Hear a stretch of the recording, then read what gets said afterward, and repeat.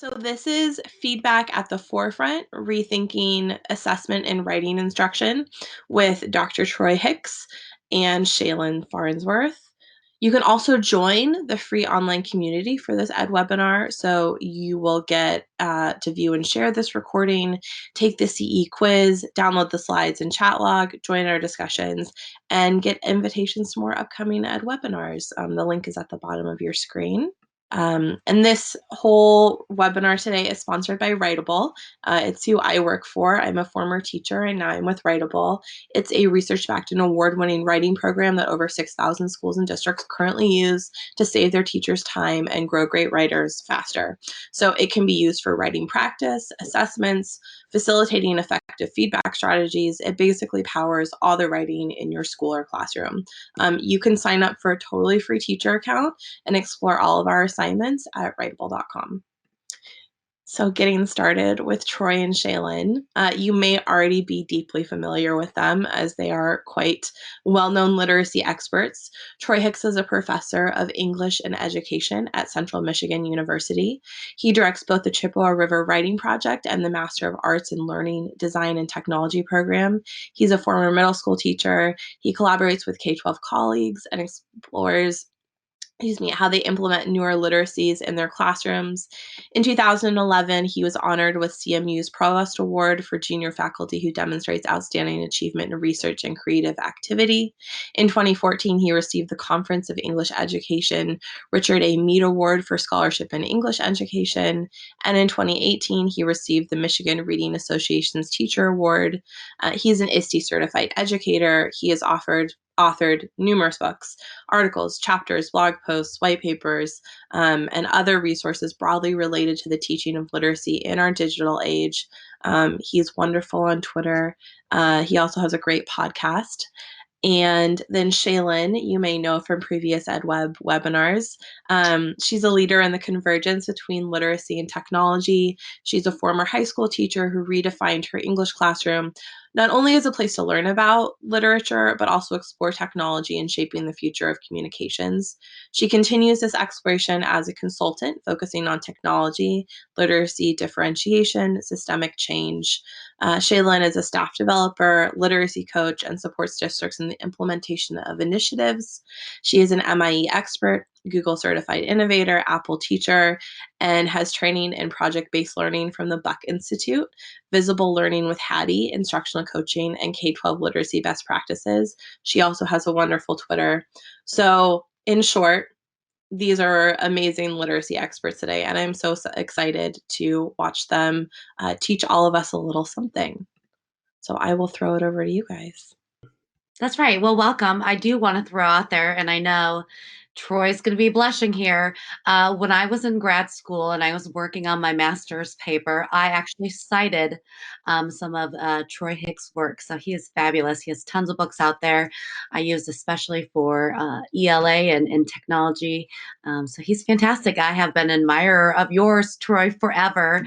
And I know we are now and colleagues. But I had to throw that out there for everyone so they knew that connection. It goes way back, even before you knew who I was. I have been a fan. Thank you. So I'm excited to do this webinar with you. And it's over, of course, one of our favorite things, the teaching of writing and feedback. Here's kind of the agenda. It's 3 parts to this story, what the research says.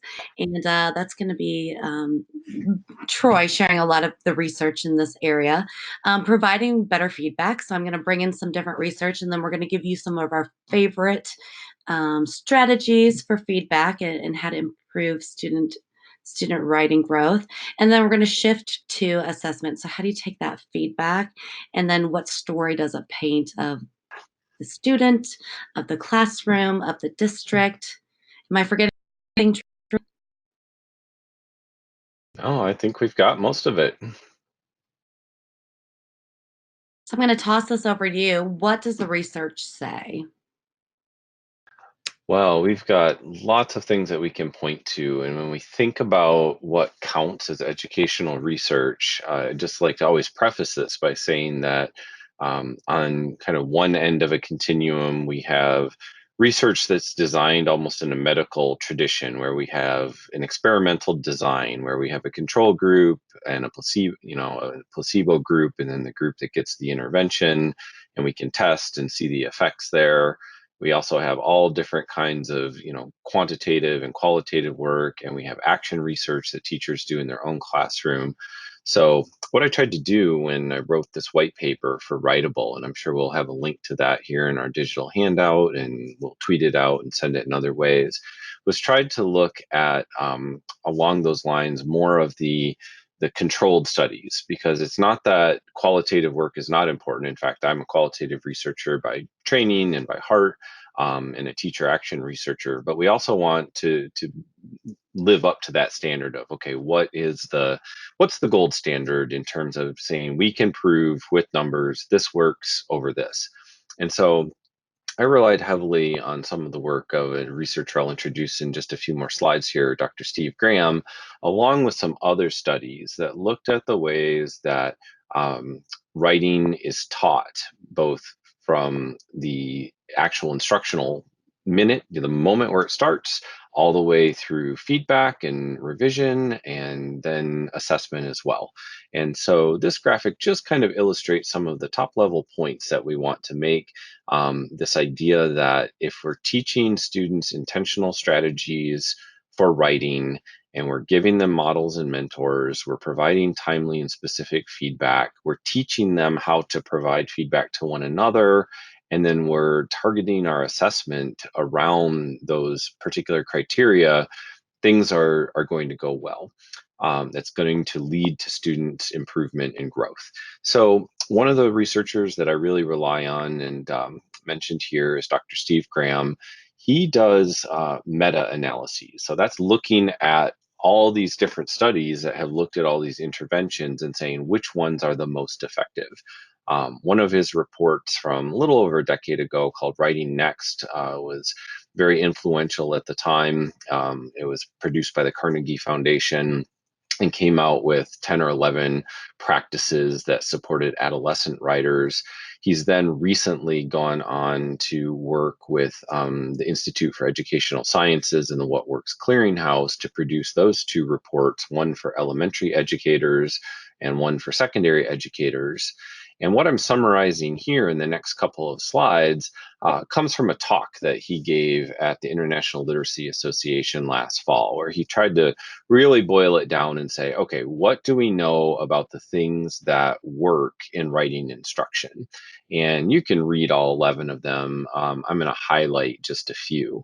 So on this first slide here with number 4, we want to teach students strategies to regulate their writing process. We want to be clear and explicit, giving them ways of thinking about the writing task and what they are trying to accomplish as writers.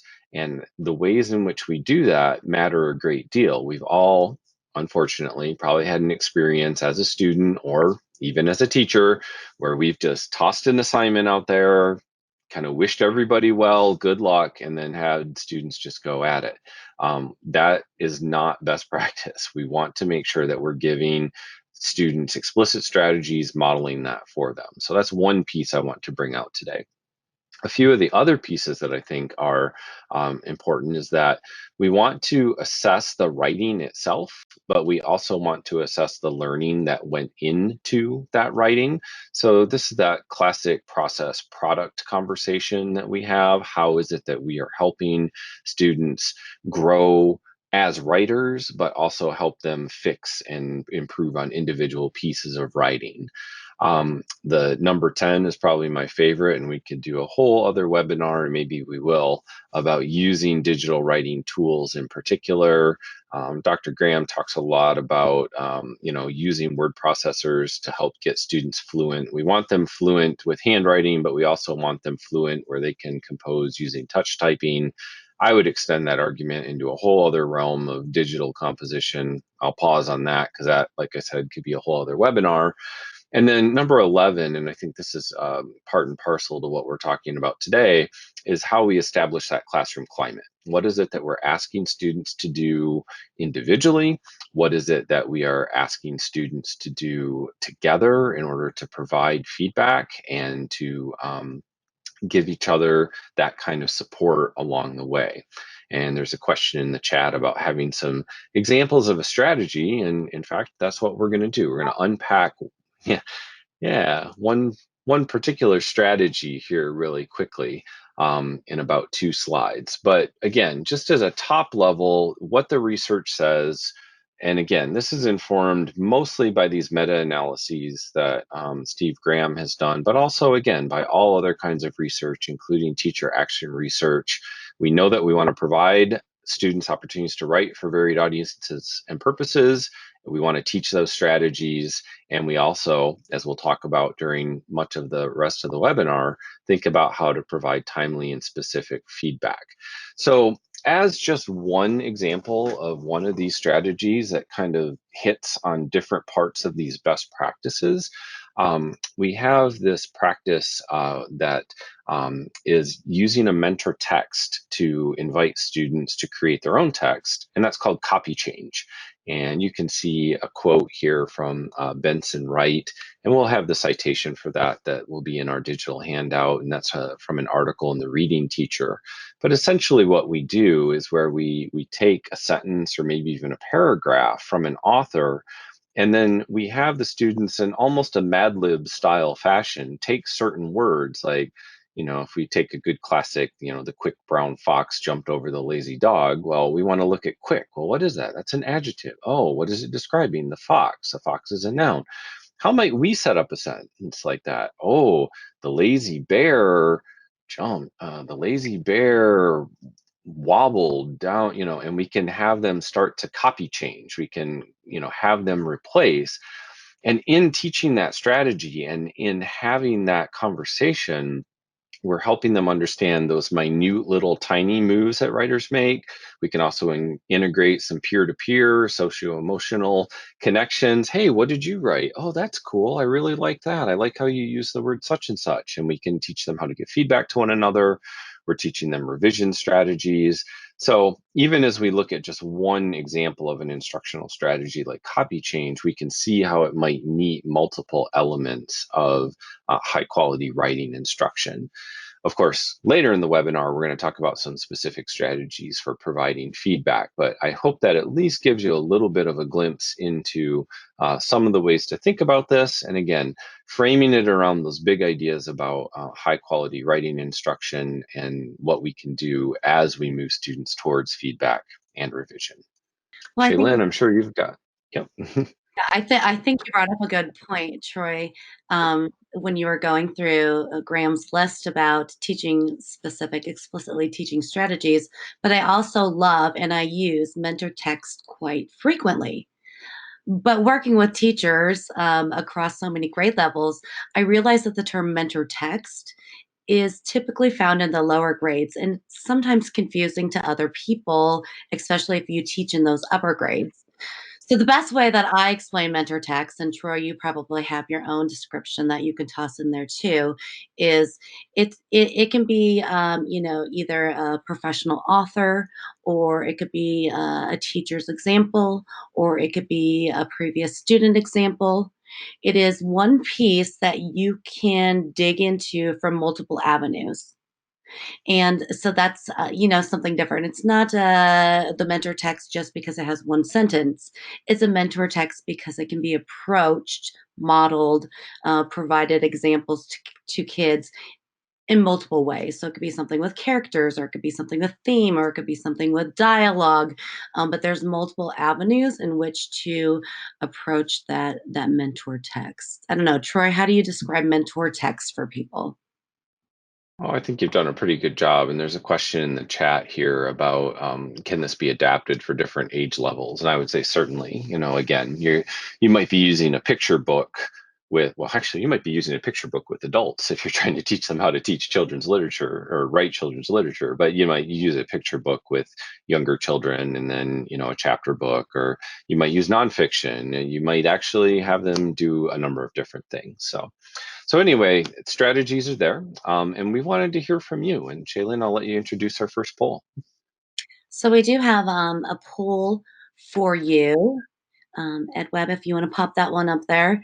It It asks, to what extent do you feel your teaching reflects what the research suggests about good writing instruction? So Troy went through that list. Was that 11 things, Troy? Yeah. And I know this is always an interesting question because, we want to be honest. We don't want to be too critical of ourselves. And we know that classroom contexts vary. Um, we also know that many teachers are under pressure from, building or district level or other places to teach a certain curriculum in a scripted way. And so, I appreciate that many of us are saying here that we're kind of coming in that mid range. Like we're doing some things fairly well, but we could probably do things a little bit better. So I think that that's pretty important. There's always room for growth. So, like you said, a lot of people felt they were pretty much in the middle. I think one thing that places so many of us teachers of writing in the middle is when you look back in the history of your education. It wasn't until I got to graduate school, Troy, that I really learned how to teach writing.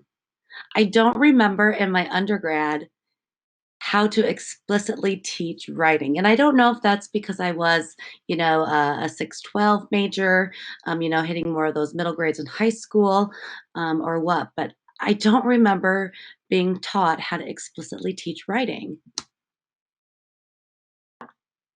And I would say that that's actually a general problem in teacher education. It has been for decades. And again, we could have a whole other webinar conversation about the preparation of teachers for the teaching of writing and institutions like the National Council of Teachers of English and the National Writing Project that are helping in those efforts. But for now, were you able to share the results? They might have popped up on my screen so fast I missed them. They popped up doing the poll itself, so it was live, and it showed that Okay. were right in the middle between a 3 and a 4. We had some outliers, Uh, but we do yeah. want to know before we shift over into the next section, how often do your students currently practice feedback to one another on their writing? So what does this question mean, Troy? So, one of the things we're trying to do now as we shift into this next segment of the webinar is that we know that as teachers, it is difficult to teach our students how to effectively give feedback to one another. Even with the best of intentions and structuring, activities where we give them, oh, here's a peer response guide and some things like that. Chances are, Shaelynn, you're going to hand me your paper or send it to me as a Google Doc. I'm going to look at it and say, good job, and send it back to you. And so, until we continually teach and help students go through that process and become better at providing feedback, learning from the feedback, and then thinking more about the feedback that they're going to give, that is just a perfunctory process. Oh, yep, did my peer review, I'm done, got through it. And one of the things that I would argue is that in order to be a good writer, you need to be a good reviewer. And I hope that we're going to start to see some of that coming through in some of the ideas we'll talk about with feedback and the strategies. And there's a question in the chat here about giving more details on the key elements for teaching writing. I'll put some links to those reports in here. And we also have a digital handout that will have all those links as well.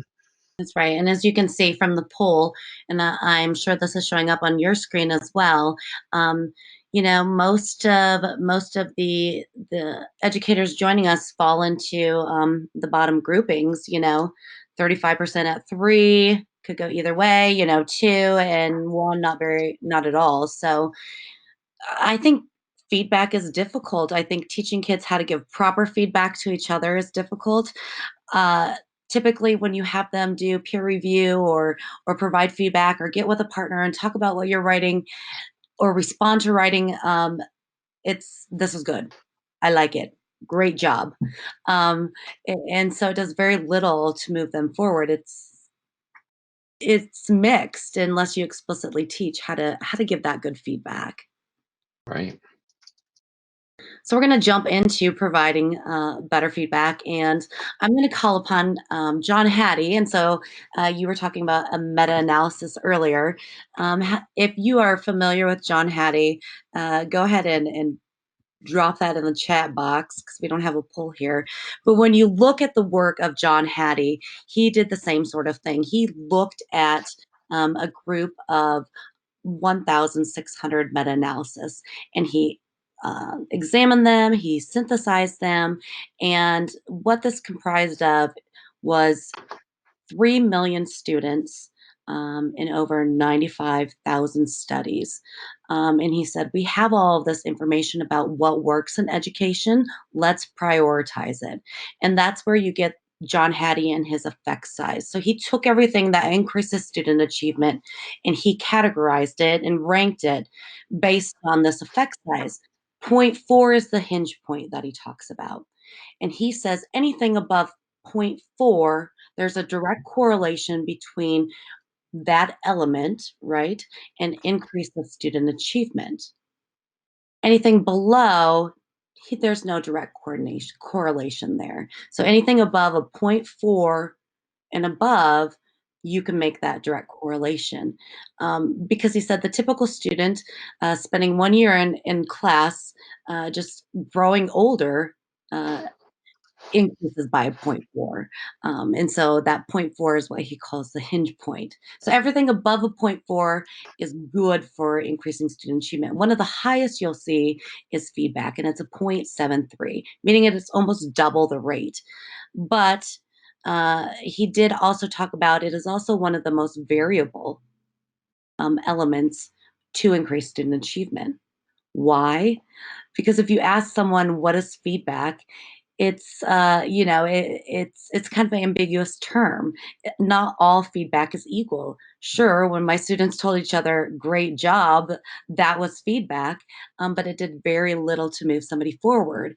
And so having the right feedback um, is what we try to achieve in the classroom. And what they talk about in their book, and this was written by him and Shirley Clark, is 3 different elements. And when you look at all the research on feedback, and I know, Troy, you have a saying here about feedback as well, it consists of these 3 things. First, you need to provide time for students to process what they're reading, what they're getting for feedback. Second, you need to be able to understand how to interpret that feedback. And third, that number 11 that you spoke about earlier from Graham, you have to have that classroom culture that supports application of the skills learned from the feedback. So time, how to interpret it, and then how to apply it in the classroom. Troy, what's your saying? Oh, I like to pull out the main ideas that feedback needs to be timely, specific, and goal oriented. And some of that's from Hattie, and some of it's from other places, and some of it's just Troy isms. Um, we had a question in the chat. Someone said, was Hattie looking at feedback on writing in particular, or was this feedback across any kind of area? And I honestly am not totally familiar with Hattie's work. Maybe Shaelynn, you know the answer to that. Was this about writing instruction in particular? A few things. This would be feedback, and they do more of a look at um, student qualities, teacher qualities, environmental qualities. Um, you can dig into the research if you go to, I think it's Corwin, Visible Learning Plus, and it allows you to look at all the studies and align that. But they found overall, across disciplines and grade levels, that feedback, when it's not variable, right, when it follows these 3 things, increases student achievement. So it falls on that 0.73. Now, I will say that the book that is cited on this screen with Hattie and Clark, that is just about feedback in general. Hattie has a lot of books specifically for literacy with Fisher and Fry that are fantastic. I have both of those, one for 612 and then one for K-12. And then they also have math ones too. So it talks about specific strategies found in there and breaks it down a little bit further. So there's a variety of ways that you could approach looking at Hattie's work. If you wanted to do more into studies, but then I would definitely suggest getting the one visible learning and literacy. And I think those are linked in there that go in more into specific literacy strategies. Good question, Phil. Getting back to creating that culture. So we know in the past, feedback has been variable, but how do you create a culture where it's, what was that again, Troy? Timely, specific, And goal goal oriented, oriented. goal oriented. And these are the few things that Hattie and Clark say. First, you have to have it sit within formative assessment framework. We all know that because of state testing or district testing, a lot of emphasis is placed on those summative assessments at the very end. But when you look at all of the research, most gains are made by the formative assessment done in the classroom. So, how does feedback fit within that just in time, responsive, formative assessment taking place in the classroom? Second is internal motivation. Around grades 5 and 6, you'll see a shift in what sort of implications promote literacy in the classroom from elementary to middle school on up. Motivation comes into play, and I'm sure you see it with your college students. Troy, how am I going to use this? Can I do this? And what steps do I need to take? Are some of the more intrinsic motivators that kids often ask. This next one, it has to be embedded in challenges and mindsets. Lots of practice. It should be spaced, not massed. What does that mean, Troy? Spaced, not massed practice. Oh, goodness. I mean, the way that I think of that is that we have to try things over and over, right? I'm sure this is not the right statistic, but isn't it something about people have to hear something 14 times or read it before they remember it? So unmasking it means make it transparent, and then spaced means we try it a couple times, and then maybe we take a break, then we try it again, and then we come back to it, and even a week or a month later we come back to it again. So we want to make sure that things are continually, touched upon and reiterated. So not cramming right before the test. Exactly. Right? Spacing it out. The other one is it deals with mindsets, metacognition, and supporting that culture of failure in the classroom. Errors do occur. If you don't fail, if you don't have errors, then are you truly learning? And so supporting that in the classroom is another one. Equity in learning is maximized through mixed ability grouping. Let me put this another way. And again, this is a whole other webinar, Troy, and I could spend a lot of time on. When you track students and you put them in ability groups, you are going to keep remedial students remedial. That's it. You will keep remedial students remedial. Don't do it. It's bad practice. All right, next one. Feedback needs to be task related rather than ego related, which makes sense. And especially when we look at the study later about comments versus grades. And the last one is it's underpinned in the belief that all students can improve. So there's been a lot of current brain research that has come out. And it used to be thought that the brain stopped developing, I think, around like age 6. It maxed out. And now they found that the brain is continuously growing and learning, and there is no definitive end mark on brain growth.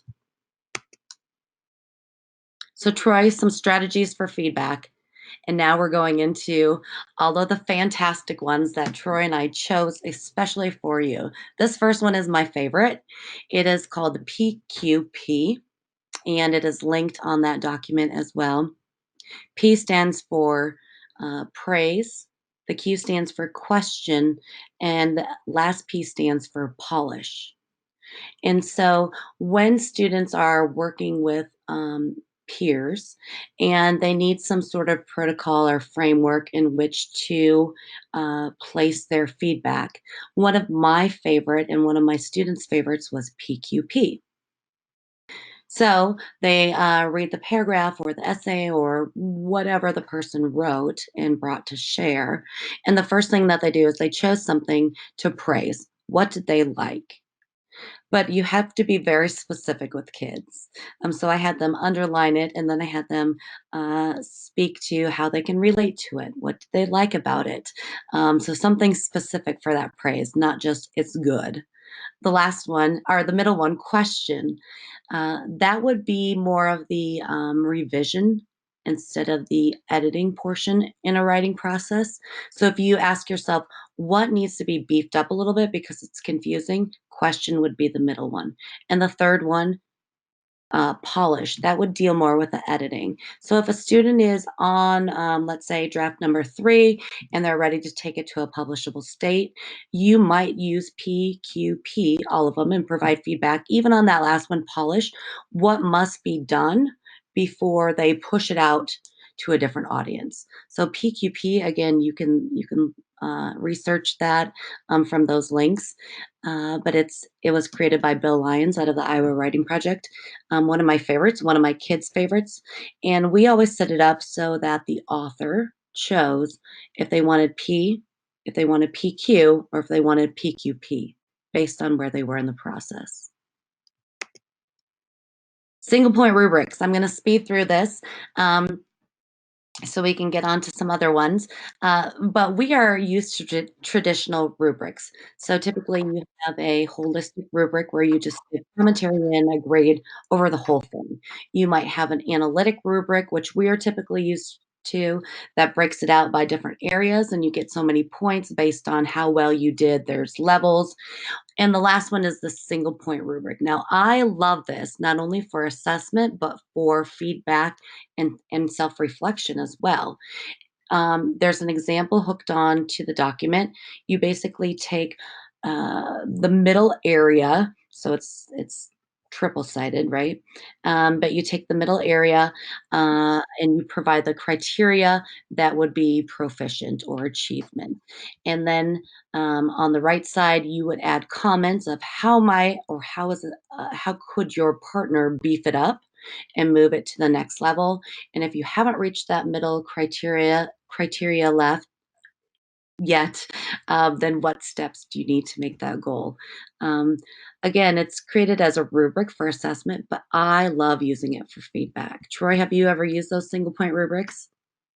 I have to be honest, I have not yet tried single point rubrics with my my college students, but I have heard of other folks that have had some success with those. So that's good to hear. One of your favorites from Peter Elbow. Yeah, so Peter Elbow, for those of us who have taught writing and are connected with National Writing Project work, he's been a very inspirational part of that, as well as his colleague and co-author Pat Belanoff. I just put a link into someone who had summarized many different ways of responding from their book, Sharing and Responding. And then also in our digital handout, you'll see another couple links to a few other things. There's quite a few flavors of, the I think, I like, I wonder, the blessed press address, those types of things. This one is kind of interesting. This is one that Peter Elbow wrote about in his book, Writing with Power, and when I was co-authoring my book, Coaching Teacher Writers, with my colleagues, we summarized this. I don't think he calls it this in the book, but this is what we called it: staying back and reflecting. And the idea is that you actually write long enough, maybe 5 minutes, maybe 10, maybe 15, 20, depends on how long you're feeling comfortable with your kids. But it's just a way of getting it out. And then you have to like pause, take a deep breath, separate yourself from it. And then, like you said, stop, sit back, be quiet, bring all that writing to a point. So you go back and you reread it, and then you reflect back. You say back to on what you have said yourself and try to summarize it. And of course, you can flip that, and then you can use that as a method of responding too. So you just, as the responder, you listen intently, and then you try to summarize and say back what it is you think you've heard. So that's kind of a summary of that strategy. And again, we've put a lot of links to these. I've thrown them in the chat room. They're also in our shared Google Doc. That's right. So, okay. Just so we have time for questions at the end, we have tons of tools. They're all linked in there. Troy, if you had to say your top one, because we already know Writable, yes, we love Writable, and we're going to talk about that in a second. So Writable is off the table um, Mhm. because we're going to talk about that and how it's super fantastic in a minute here. Um, Tell me what you think your top one would be. I've become really enamored with using screencasting as a way to respond to students' writing, especially multimedia projects, but even with their typewritten essay, type projects, being able to go in, highlight something, maybe even How often as teachers have we written awkward or revise, but then we don't show students how to revise? So during a screencast, I might actually say, well, I see you're trying to get across this idea in your thesis. Maybe you'd like to try to do it. This is a way that I might try to do it. And then I try to keep those screencasts short. If it's about 3 minutes, that's great. If it's 5 minutes, I love that Screencastify, at least in the free version, cuts me off and says you're done talking, because chances are students aren't going to listen much longer than that. But I think that inviting students to provide screencasts to one another, and then strategically, certainly we can't create a 5-minute screencast for every student on every paper, but doing that as a way of kind of an asynchronous conferring is pretty powerful. Well, besides Writable, which we're going to talk about in a second, I would have to say my favorite, Troy, is Flipgrid. And it kind of has that video response as well. But I love it because it falls underneath the Microsoft umbrella, which makes it completely accessible. And so if you're unfamiliar with Flipgrid and everything that Microsoft does to make things inclusive and accessible, everything from Microsoft Translate to having immersive reader built right within Flipgrid, it is fantastic. So students can provide feedback not only to each other, you could leave feedback. I've seen teachers use it in tons of ways, and it has a very active community. Love Flipgrid, but if you're unfamiliar with it, you need to check it out. It's similar to Screencastify in that it's video response, but it has that Microsoft power in it that lets you do immersive reader, making it accessible to kids all over the world. So I love it. I'm a huge fan. Yeah, and I would even add with Flipgrid, you can set it as an option where you can actually have students upload videos. So rather than just grabbing their phones and recording themselves, they could record themselves talking about their writing and upload that, and then have their classmates give feedback too. So that's a nice little hack that you could add to a typical Flipgrid use. I love it. We could spend all day. So feedback is strategies and action, and I'm sure you can go ahead and start the video, EdWeb, while Troy and I narrate over this. But I know probably Troy, something that you find difficult in the ed tech world is what's the best way to use it in a literacy classroom. And I'll tell you, having students use multiple drafts of things, but only being able to submit it once through Google Classroom trips people up, and it kind of Mhm. prohibits that natural progression in the writing process. That's Mhm. something we both love about Writable. Yeah. Yeah, and what you're seeing here is kind of the writable interface, and you saw over there on the side where providing feedback, you get those criteria, and whether it's your self review or your peer review or your teacher review, you can use those criteria to give some specific and targeted feedback. That's right, and so it provides not only the opportunity for feedback, like you said, from teacher, self, and peer, but it provides the AI. So what technology does well with the originality check, it lets you focus on specific areas, provide comments, rate them according to rubrics, and this again can be self, peer, or teacher. But it doesn't try to grade the whole paper for you. So it does what technology does well, um, providing that streamline access to communication and having that copy there and comparing it to rubrics. But it goes a little bit step further because it has the originality check, and the AI built Mhm. right in that dashboard. Yeah. And another thing I think is important to note, obviously we've had spelling and grammar checkers for a long time. We've had even some built into web browsers and Google Docs and so forth. And there's automated scoring and there's some conversations about that. But one of the things I think is important about with the AI, certainly if a student gets feedback and there's like 20 AI comments, well, let's focus in on two or three of them. And just as we would in our classrooms ask them to focus on a certain correction area, they could look and see, what are you noticing there? Tell me why you made the change you did. That could be a perfect conversation for a writing conference. It could be a perfect conversation for them to record in a brief screencast or to talk about on Flipgrid.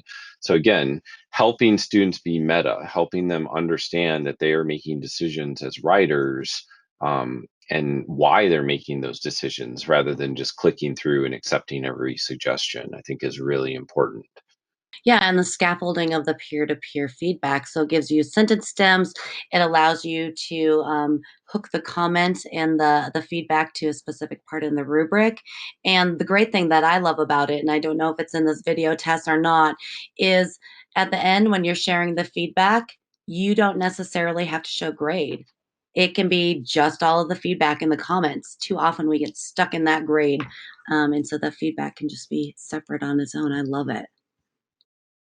Right.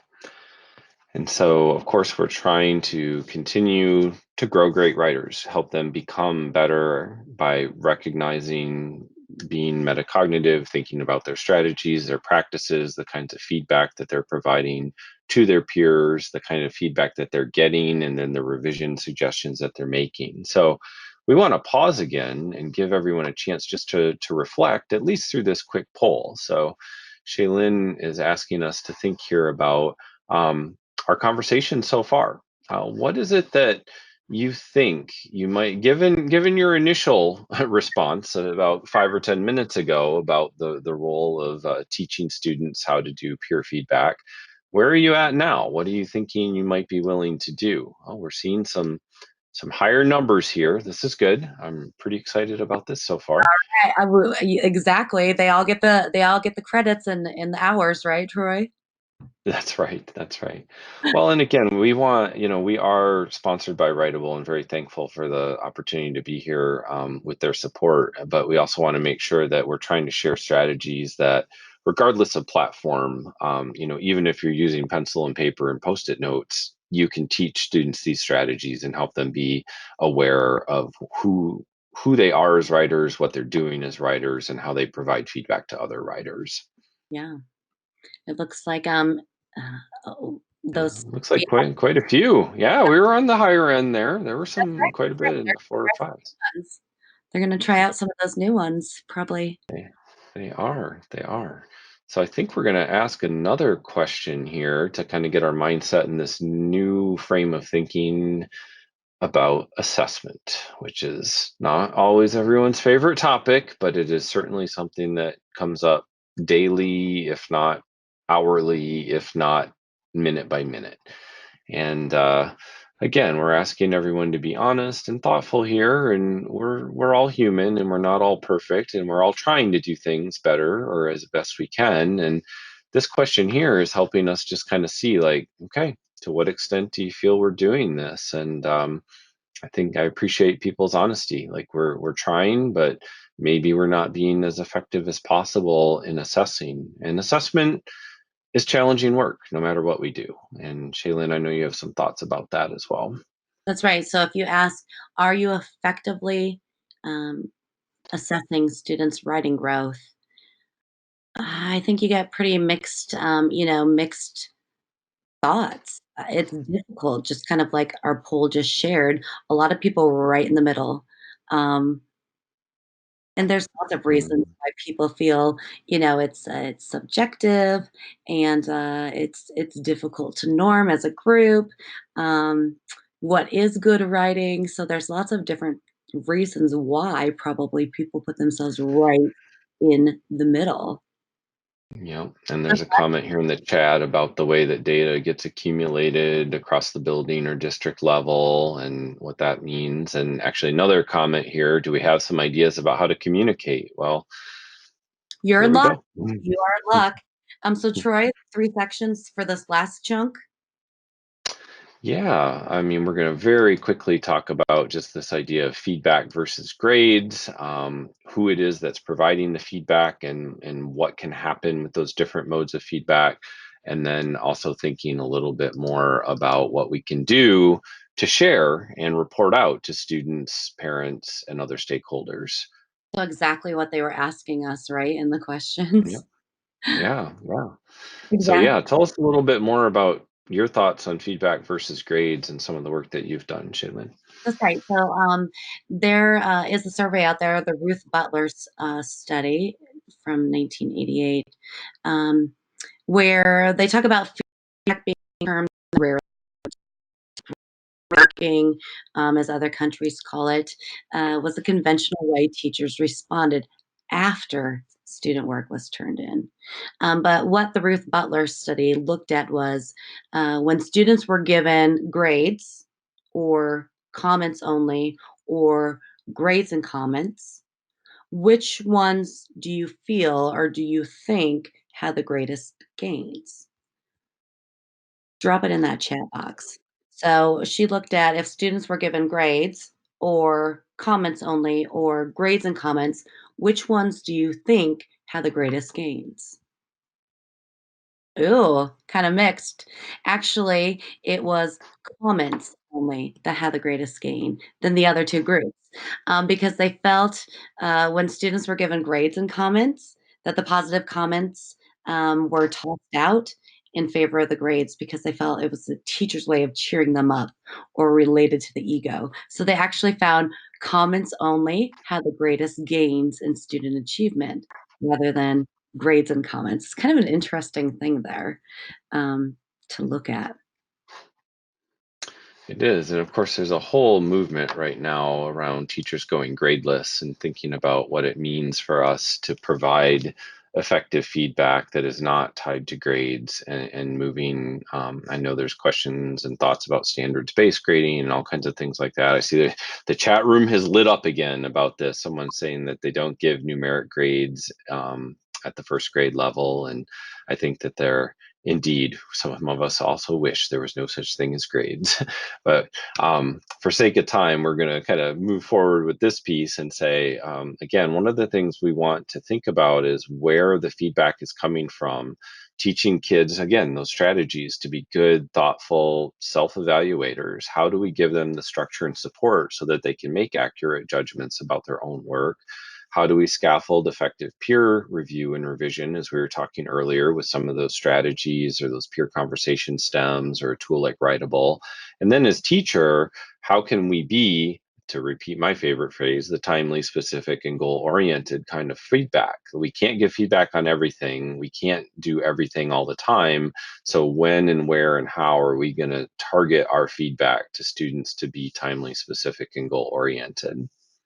That's right, and I like to look at from that teacher one, what does it look like if I'm the literacy coach helping a grade or a building implement writing? And then from a district admin level, how can I look at my schools or my district as a whole, and are we meeting kids' needs in the writing arena? Right? Because if you look at no matter what discipline or grade level, most of the time when kids demonstrate their understanding in any subject area, they are using writing in some shape or form. And so those types of things about data are really valuable for schools and for teachers to be able to look at.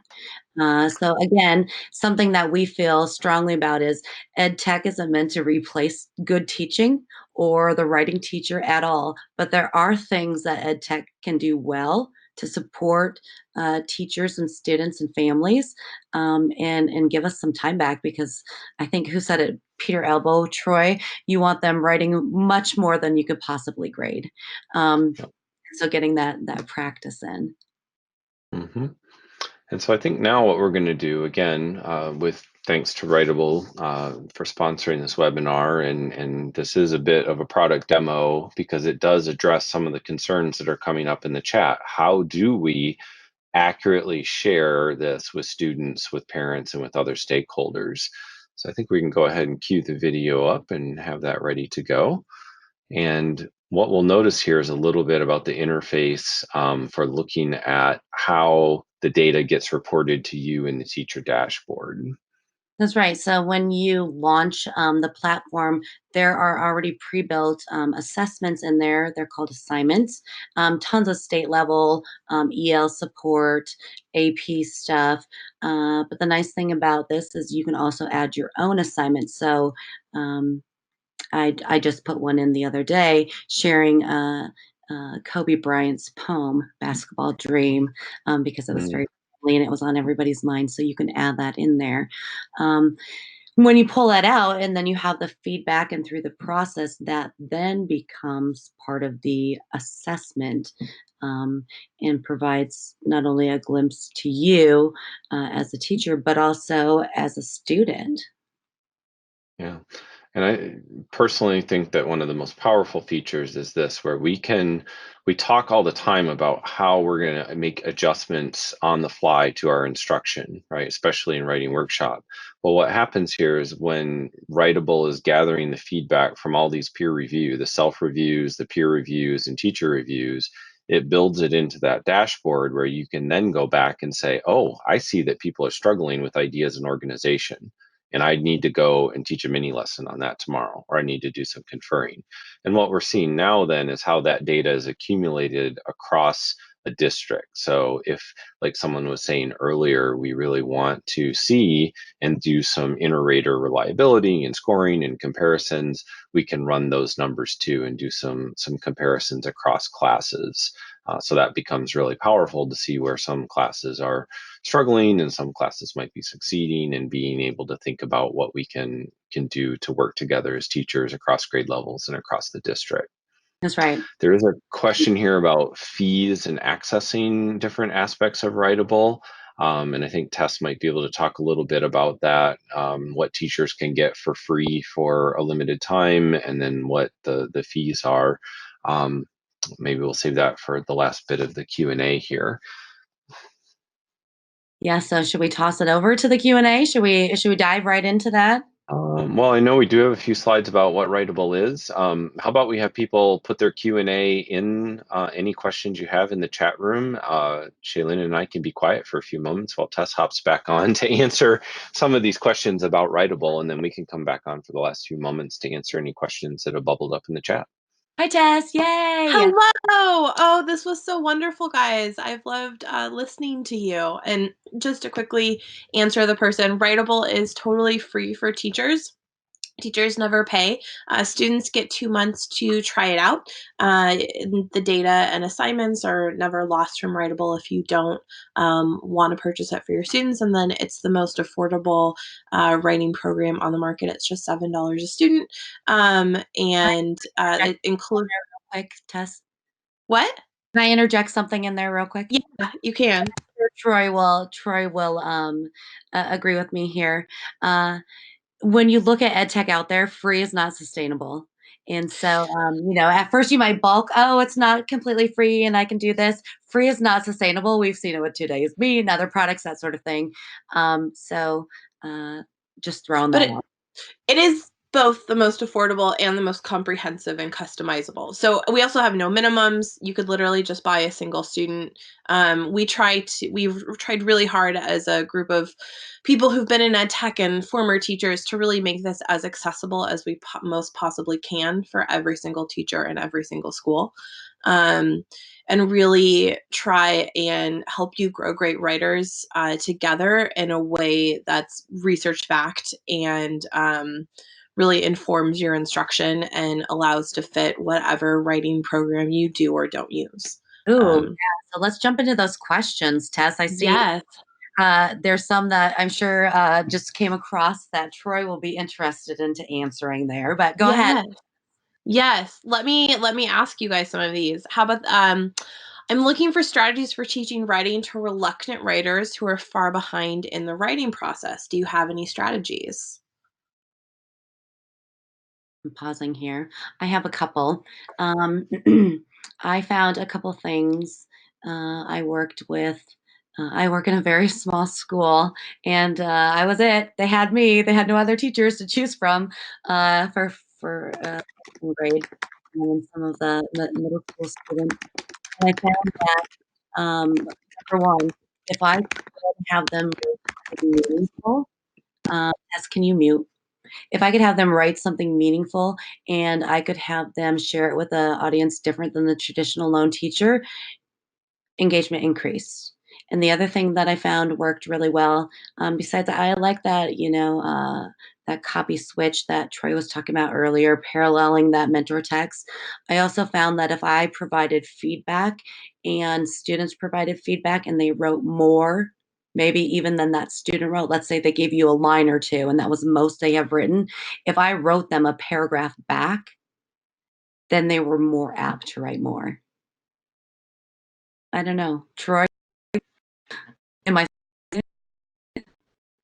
Yeah, I mean, I think as with anything in life, we start small. So if you have a struggling writer and you want to provide them with opportunities for a real audience, and sharing something small, just one line. That was one of my favorite strategies. Hey, we've all written a different amount over the last 10, 15 minutes during our free write time. Everyone gets to share just one line or even just one word. Just getting that first opportunity to say something, to get something out, and to join that conversation within a community of writers. Um, Providing a little bit of empathy, a little bit of encouragement, those things are always positive. So, other questions that might have bubbled up in there. I'm trying to follow the chat as quickly as I can, and I'll go through and give some of the QA. So somebody mentioned, you mentioned state assessments. Can you say a little bit more about that? I know assessments are sometimes a necessary evil, and I know at Writable, one of the things we've tried really hard to do is put your state assessments inside Writable so you don't have to create assignments that help your students practice for the necessary assessment. You can really fold that back into your everyday practice. So if you go to Writable, you don't even have to log in. You can look at what all of our state assessment assignments are, and assign them out to your students. Let's see, here's another one. How do you trust students with low-level writing skills to do peer assessment? That's a great question. So I know, and I'm sure Troy can point to the specific researcher.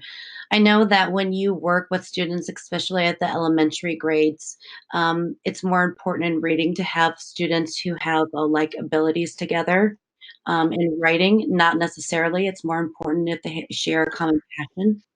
And so I'll give you, for instance, I taught freshman and senior. I had a senior boy who, looking back now, had severe dyslexia. And if I would have kept him at his reading or writing abilities, which was probably second or third grade level, he would have missed important conversations.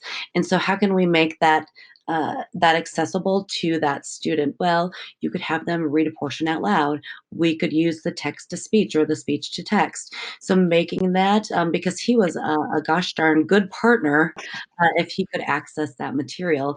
And so again, I think in reading it's more important, or I think the research shows having them, around the same ability levels. But I think writing, they have to have a good relationship and passions. yeah. Mm. Well, and to piggyback on that, the comment that just came in the chat, if they can't read at that level, I mean, you could always have the author read aloud. You can invite the student to use text to speech on their device so they could listen. And I again dropped in that link from the core collaborative. It's just a really nice, clear, concise list. You could print it and laminate it, turn it into a poster, put it up on the wall. They're just some really nice conversation stems. And any student could give any other student, regardless of ability level of the writer and the responder, they can give feedback. Yeah, they could finish one of these sentences to give feedback. I think that they're that useful and open-ended. Yeah. Are you Another, guys ready for another? Yeah. yeah. So we've got writing is very important, but how can we go through the entire writing process without taking up time for teaching other subjects? What's the most efficient, successful way? Which is another really great question, because I know as teachers, we are so slammed for time all the time, and trying to time manage everything, including writing, is hard. Um, Yeah, I always try to answer a question like this by honoring the experience of my colleagues and just admitting right up front that I am not in a classroom every day. I get invited to classrooms, and I get to drop into classrooms, and I talk with teachers every day. In fact, I'm talking with teachers again with another webinar tonight, as we've been talking right now. And what I know and understand about how the writing process works is that it's going to take time. And you just have to allow for that time and allow for some of that ebb and flow. And I know some districts want you on the same page. You need to be at this point in your curriculum. You need to be teaching this mini lesson. Others have more flexibility. But, you know, when the students are at that moment and you can have that teachable moment, dig into that mentor text more, take a student example, allow someone to read aloud, and then thread that throughout. And the extent to which you can connect that to other content. I'm working with a group of social studies teachers this year, and we're talking about that. How can we build writing more intentionally? Whether it's a 1-minute writing break, writing to learn, whether it's a let's look at a new genre, whether it's a look at a mentor text, like there are different ways. And as long as you keep that pulse and that rhythm going a little bit every day, I would hope that you'd have those opportunities. Again, I speak not as someone who's in the classroom every day, so I recognize that there are probably challenges of which I'm even unaware. Uh-huh. So a couple things to add. Is I agree with what you said, Troy. I also think it's important to know what your intention is, your learning intention. So, for instance, not everything has to be taken to a publishable state. And let's say, that's why that back inside formative assessment is so direly needed with the data, because students need practice on intros, making those more, appealing, hook the reader, whatever it may be. Have them do multiple intros instead of writing a whole paper out. I do know on the flip side, though, with my seniors, if I did not put a minimum uh, a minimum length, page number, whatever it may be, I would have no progress from some kids at all. So I know it depends on classes and a happy medium, that sort of thing. But not everything has to be taken to a publishable state. Not everything has to be finished, and know what your learning intentions are. And if it's intros, have them write 10 intros and submit the best. That's kind of why it's like a circle here, circular. That's why standards-based grading and those types of things are so powerful. Are you guys ready for another question? Yeah, one more. Do you have time for one more, and then probably close? Yeah.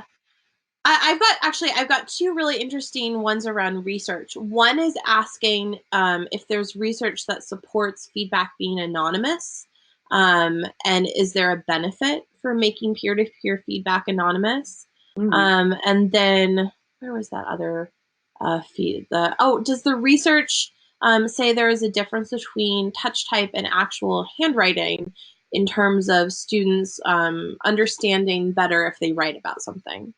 So those were two research-based questions that I thought were really interesting.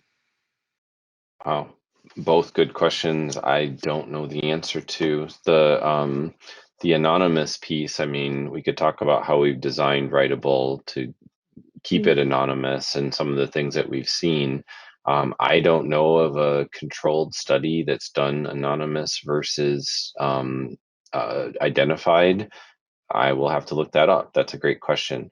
And in terms of the touch type versus handwriting, and without getting into a huge debate about cursive and losing the quality of handwriting and things like that, um, I think the point that I take from Steve Graham's research is that there are times where we want kids to put pen and pencil on paper because they're more fluent that way. But the world that we live in now, even though we have lots of text to speech, they're still going to have to be fluent at keyboarding. And this is an N of 5 with my own teenagers at home, so take it for what it's worth. I've got 2 that are fluent touch typers, and I've got 3 that are not. And to watch them in the ways that they compose their essays for school, it is quite literally night and day. And even the ones that are fluent as touch typers, like they can get their ideas out fast, and then we go back in and revise, and they feel more confident. Whereas the hunter pecker type of typers, like it just makes everything so much more challenging. So I know we have voice to text. I know we have a lot of other things. I will have to look and see. I don't know the answer to that question from a research standpoint. But from my personal standpoint, like if we are not teaching kids how to touch type, we are doing them an incredible disservice. I have two Yes. thoughts. Well, three actually. Wow, 5. Did you say 5 kids, Troy? Yeah, we have a blended family of 5 here. Yeah. Wow. A couple things. I don't know about anonymous feedback as well.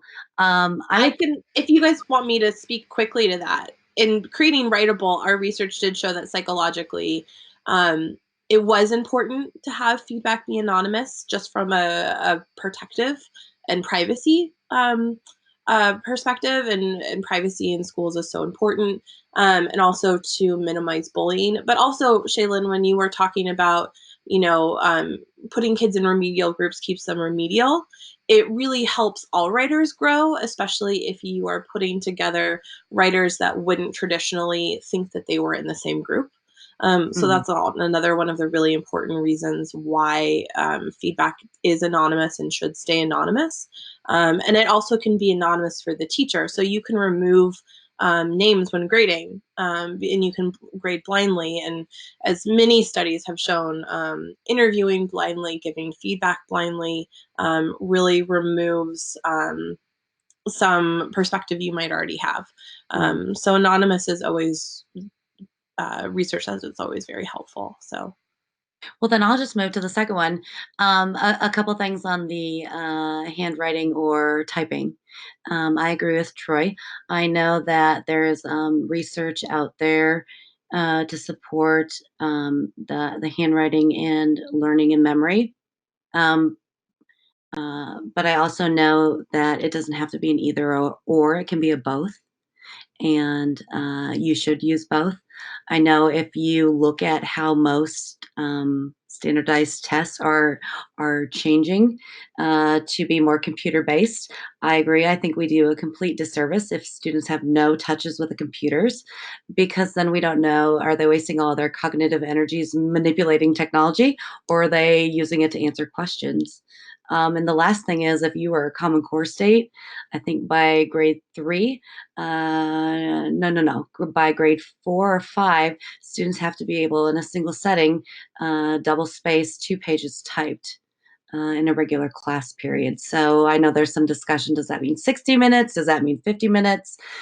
So if you are a Common Core state school and you follow that, that's part of the Common Core. It's right in the literacy standards. So students deserve that access to technology. They are going to grow up in a digital world. I'm an advocate for both. I taught in a one-to-one school, and you can do both. So those are my thoughts. So I think we probably have more questions than we're able to get to, since so many have. As you know, put those in the community. We'll try to answer them. Yeah, and also if you want to ask us questions on Twitter, please feel free. We're all super happy to answer them, live, or email us questions, and we can provide you with more information. And also, we've updated that document with some of the things we've talked about during the webinar, so that should have a lot of the resources that were discussed. So again, if you want to check out Writable, you can sign up for a free account at writable.com, or even just go and explore all the assignments and assessments. In about 50 minutes is our weekly ed chat called hashtag Writing Matters. Lots and lots of people join. It's a really great PD, weekly PD and PLC to join. Troy has an amazing podcast. Season 2 is about to come out. Shaelynn is on it. Jennifer Saravallo is on it. There's just, it's incredible. And then we also have an educator community on Facebook where people can share assignments. You can ask experts questions, and that link is on the document as well if you're curious about that. If we want to watch a little video about Writable, I'll go, okay. We know teaching writing and motivating students can be a challenge. Only 27% of students are proficient in writing at 4th, 8th, and 12th grade. Writable is a comprehensive writing program built to help you grow great writers. Whether you have a writing curriculum already in place or you're starting from scratch, Writable can help unify your writing program by scaffolding instruction and supporting students with the help they need most. Writable is a research-backed solution. Scaffolded writing practice that connects to instruction increases the quality of feedback. Better feedback creates better revision, and better revision is the key to writing growth. Writable facilitates writing practice by providing over 600 customizable assignments and prompts, or you can create your own. Our assignments include side-by-side reading passages and student-friendly checklists, so whether you're working on an opinion paragraph or a literary essay, state test practice, or district benchmarks, your assessment and practice needs are covered. Connect practice to feedback using Writable's feedback engine, which includes guided anonymous peer review, self-review, teacher grading, and AI feedback. No matter what type of feedback a teacher chooses for each assignment, better feedback helps build metacognition and better revision. Writable helps teachers save time and focus their grading, and makes it easy for students to receive meaningful and timely feedback when they need it most. Writable also allows you to monitor student writing progress with the growth dashboard. See which students are on target and which students are on watch, then differentiate learning to better support their needs. Writable works with the tools you already use and love. As a Google for Education partner, students can write in embedded Google Docs, and teachers can assign directly to the classroom stream. Grades and rosters will automatically sync, and exporting data to Google Sheets only takes one click. Teacher accounts are always free, and students get their first 2 months on us. So log in now and start growing great writers today. Thank you, Troy and Shaelynn, so much. Thank you. Yes, this was awesome. This was wonderful. Thank you, edWeb. Thank you, edWeb, and thank you everybody for joining us. Yes, please stay in touch. Reach out on Twitter, find us so we can be helpful and hear what's happening for you and your writers.